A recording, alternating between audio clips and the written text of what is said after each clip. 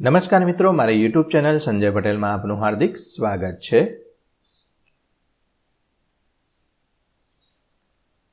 મિત્રો, આજે આપણે ધોરણ 5 વિષય છે ગુજરાતી, તેનો પાઠ 5. પાઠનું નામ છે ધોયો અને ખાધો.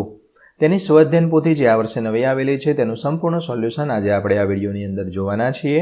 પરંતુ તે પહેલાં જે મિત્રો અમારી ચેનલમાં નવા છે, જેમણે હજુ સુધી અમારી ચેનલને સબસ્ક્રાઇબ નથી કરી, તે અમારી ચેનલ જરૂર સબસ્ક્રાઇબ કરે, વિડીયો લાઇક કરે, શેર કરે અને બેલ નોટિફિકેશન આઇકોન ઓન કરે, જેથી અમારા દરેક નવા વિડીયોની નોટિફિકેશન તમારા મોબાઈલની સ્ક્રીન પર મળી શકે. મિત્રો, આ દરેક વિડીયોનું PDF સ્વરૂપે સોલ્યુશન મેળવવા માટે મોબાઈલના પ્લે સ્ટોરમાં વિશ્વગુરુ સ્ટાન્ડર્ડ 1 થી 12 ગુજરાતી સર્ચ કરી એપ્લિકેશન ઇન્સ્ટોલ કરી શકશો. તદ્દન ફ્રી છે. કોઈપણ પ્રકારનો ચાર્જ તમારે એપ્લિકેશન વાપરવાનો આપવાનો નથી. જે મિત્રો અગાઉથી એપ્લિકેશન વાપરે છે તે વર્ઝન પ્લે સ્ટોરમાં જઈને એપ્લિકેશનનું વર્ઝન અપડેટ કરી લે. અપડેટ વર્ઝનની અંદર ઘણા બધા નવા ફીચર્સ તમને આપવામાં આવેલા છે. શરૂઆતની સ્ક્રીન આવી જોવા મળશે. તેમાં સ્વ અધ્યયન પોથી પર ક્લિક કરી ધોરણ પસંદ કરતા, વિષય પર ક્લિક કરતા વિડીયોના ઓપ્શન પરથી તમે વિડીયો જોઈ શકશો અને PDFના ઓપ્શન પરથી તમે PDF સ્વરૂપે સોલ્યુશન મેળવી શકશો. ખૂબ જ સારી એપ છે, એકવાર જરૂર ડાઉનલોડ કરીને જોજો. ચાલો સોલ્યુશન શરૂ કરીએ છીએ. પહેલો પ્રશ્ન, આપેલ કોષ્ટકમાંથી શબ્દો લઈ અર્થપૂર્ણ વાક્ય બનાવવાનું છે. અહીંયા કોષ્ટક આપ્યું છે, તેમાંથી શબ્દો લેવાનો છે. ઉદાહરણ તરીકે જોઈએ તો સૌ પ્રથમ આપણે લીધો છે ગંગા. ઓકે, ગંગા સૌથી મોટી નદી છે. ઓકે, એનો મતલબ કે આ જે વાક્ય છે આટલા ભાગમાંથી આપણે લેવાનું છે. સમજાઈ ગયું? આટલામાંથી આડાવડા છે શબ્દો, અને આટલામાંથી આપણે વાક્ય બનાવવાનું છે. તે જ રીતે આપણે બીજું બનાવીએ તો ગુજરાત અનેક નદીઓનો પ્રદેશ છે.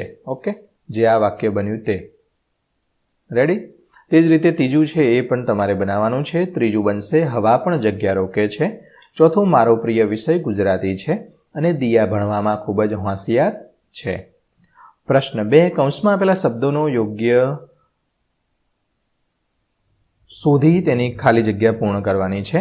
પહેલવાન, બચ્ચા, ધાબળ, ધીંગી. અહીંયા બીજામાં આવશે પોસ્ટ ઓફિસ, ત્રીજામાં મહાનગરપાલિકા, ચોથામાં પહોળાઈ, પાંચમું છે શરબત અને છઠ્ઠું મોબાઈલ. ચાર્જર, ઇયરફોન બધું મોબાઈલ જોડે હોય. લીંબુ, તરસ લાગે, શરબત.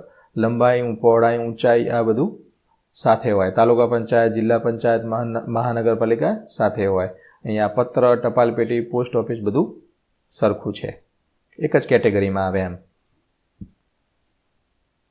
નીચેના શબ્દોના વિરોધાર્થી શબ્દો ચોરસમાંથી શોધીને લખવાના છે. અહીંયા આપણે જોઈએ તો હાર, હારનું થશે જીત, તો જીત ઉપર કરવાનું છે ચોરસ અને અહીંયા લખી દેવાનું છે. અહીંયા લખેલું છે. જાડું, તો જાડુનું થશે પાતળું, તો અહીંયાની ફરતે ચોરસ કરવાનું છે અને પાતળું આ રીતે અહીંયા લખી દેવાનું છે. ત્રાસી તો થશે સીધી.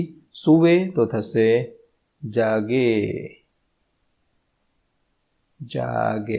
ઓકે, અહીંયા આપેલું છે જાગે, અહીંયા બાકી રહી ગયું, તો અહીંયા તમારે જાગે આ કરવાનું છે. હિંમતવાન તો અહીંયા થશે ડરપોક અને બાકીનું છે મીઠું તો કડવું, તડકો તો છાંયો. પ્રશ્ન 4, કૌંસમાં આપેલા શબ્દોમાંથી યોગ્ય શબ્દ પસંદ કરી ખાલી જગ્યા પૂરવાની છે. તેમાં ના, ને, નો, ની, નું આટલાનો જ ઉપયોગ કરવાનો છે. મોરનો અવાજ સંભળાય છે. મોરનો, મોરની એવું ના આવે. મોરના એવું નહીં. મોરનું એમ પણ નહીં. શું બંધ બેસે છે? મોરનો અવાજ સંભળાય છે. ગાયની એવું નહીં. ગાયની બચ્ચાને ના, સરખું નહીં થતું. ગાયના બચ્ચાને, બચ્ચાની, બચ્ચાની એવું આવે ના આવે. બંધ બેસતું આવવું જોઈએ. ઓકે, આ રીતે તમારે બોલી જોવાનું છે એટલે ખબર પડશે શું આવશે. તો ગાયના બચ્ચાને વાછરડું કહેવાય છે. શ્રેયાની ઈચ્છા ભણવાની છે. મહેશને દાદા બોલાવે છે અને વિક્રમનું ઘર બહુ દૂર છે.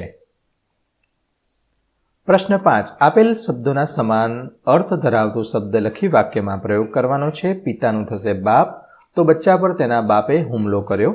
બીજું છે કદાવર, તો મજબૂત, ગામનો રક્ષક ખૂબ કદાવર છે. ત્રીજું છે ચતુર, તો હોશિયાર.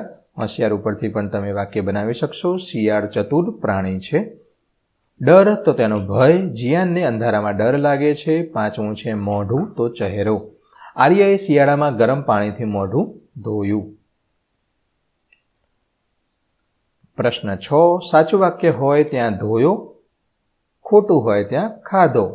તો શિયાળામાં ધાબળ ધીંગીને 2 બચ્ચા આવ્યા, ખાધો. ખોટું વાક્ય છે.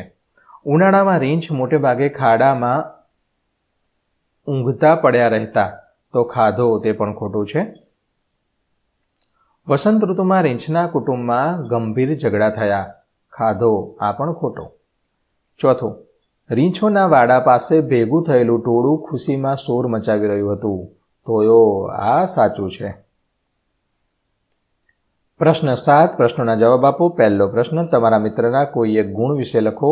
તો નિયમિતતા અથવા નિયમિત. માદા રીંછનો કયો ગુણ તમને ગમ્યો? તો બચ્ચા માટે બચ્ચાના બાપ સાથે લડે છે તે. 3. રીંછનો દેખાવ અન્ય પ્રાણીઓ કરતાં કઈ રીતે જુદો પડે છે?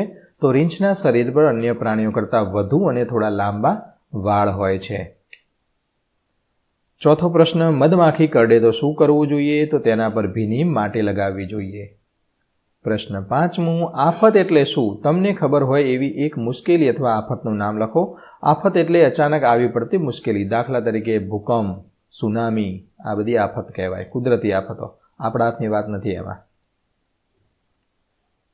પ્રશ્ન 8. આપેલા પ્રશ્નના જવાબ લખો. પહેલો પ્રશ્ન, તમારા ઘરે પાળેલા પ્રાણીની કાળજી કેવી રીતે લેશો? તો હું મારા ઘરે પાળેલા પ્રાણીને સ્વચ્છ જગ્યામાં રાખીશ, તેને સમયાંતરે પાણી અને ખોરાક આપીશ, તેની નિયમિત સ્વચ્છતા જાળવીશ. બીજું છે, માદા રીંછ નવજાત બચ્ચાની સાર સંભાળ કઈ રીતે રાખતી? તો માદા રીંછ નવજાત બચ્ચાને તેના બાપથી દૂર જ રાખતી. બાપ નજીક આવે તો તે વચ્ચે ઊભી રહેતી અને તેની સાથે એવા જનૂનથી લડતી અને જોરદાર ફટકાની ઝડી વરસાવતી જેથી પહેલવાન હારી જતો. ત્રીજો પ્રશ્ન, પતંગિયા વિશે ટૂંકું નોંધ લખો. તો પતંગિયું ખૂબ સુંદર અને રંગબેરંગી હોય છે. તેઓ ફૂલમાંથી રસ ચૂસે છે અને એક ફૂલ પરથી બીજી ફૂલ પર ઉડ્યા કરે છે અથવા ઉડતા રહે છે. આ રીતે તમે પ્રશ્નોના જવાબ લખી શકશો. મિત્રો, આ દરેક વિડીયોનું PDF સ્વરૂપે સોલ્યુશન મેળવવા વિશ્વગુરુ એપ ઇન્સ્ટોલ કરો. તદ્દન ફ્રી છે.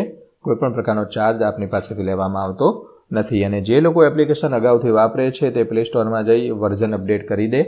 અપડેટ વર્ઝનની અંદર ઘણા બધા નવા ફીચર્સ તમને મળી રહેશે. 9મો પ્રશ્ન, તમારા પિતા વિશે 5 વાક્યો લખો. તો મારા પિતા રોજ સવારે વહેલા ઉઠીને કસરત કરે છે. મારા પિતા ખૂબ મહેનત અને ઈમાનદાર છે. મારા પિતા મને અભ્યાસમાં મદદરૂપ થાય છે અને નવી બાબતો શીખવે છે. તેઓ પરિવારની દરેક જરૂરિયાતનું ધ્યાન રાખે છે અને મને મારા પિતા ખૂબ જ પ્રિય અને પ્રેરણા સ્ત્રોત છે. આમ તો મિત્રો, પિતા વિશે લખો એટલું ઘણું બધું ઓછું છે, કારણ કે પિતા છે આપણે ગમે એ વસ્તુ માગીએ એ આપણને હાજર કરી દેશે, લાવી દેશે.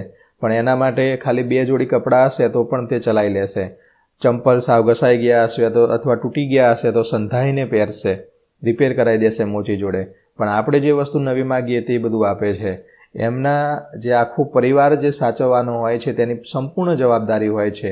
ઘરનું ઘણું બધું કામ પણ એમને સંભાળવાનું હોય છે, બહારનું નોકરી ધંધા, આ પ્રમાણે આ ઉપરાંત તમારું ભણવાનું, ક્યાં ભણાવો, આ બધું ટૂંકમાં જે બધું કરવું હોય અને ભણાવવાનો ખર્ચો અને આ બધું ટૂંકમાં બધું ટેન્શન હોય. તેમ છતાં પણ પિતા એક એવા વ્યક્તિ છે કે જે કોઈને ખબર પડવા દેતા નથી અને પોતાના દિલમાં જ બધું રાખે છે અને પોતે કરકસર કરી અને ઘરના જે તમામ સભ્યો છે તેમને સુખ સગવડવાળું જીવન આપવા માટે પ્રેરણા સ્ત્રોત બની રહે છે.